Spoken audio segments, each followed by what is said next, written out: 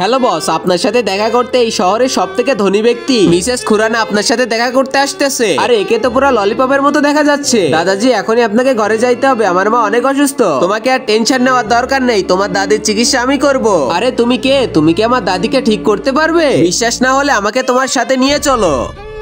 মালিক তাড়াতাড়ি বাড়িতে চলে আসেন, দাদিমা অনেক অসুস্থ হয়ে যাচ্ছে। দাদিজি তুমি উঠে পড়ো, আমি তোমাকে কিছু হতে দিব না। এই ঘরের ভিতরে কে ব্ল্যাক ম্যাজিক করছে, কোথায় করছে এটা তো খুঁজে বের করতে হবে। এর ভিতরে হয়তো লুকানো আছে, এটা তুলে ফেলে দিতে হবে। এই মেয়ে ওটা কি করতেছো? দাদিজি ওটা নিজের হাতে বানিয়েছে। এটা তো ওই পেন্টিং না, আমি তোমাকে দেখাচ্ছি, এটা হলো জাদুর পেন্টিং।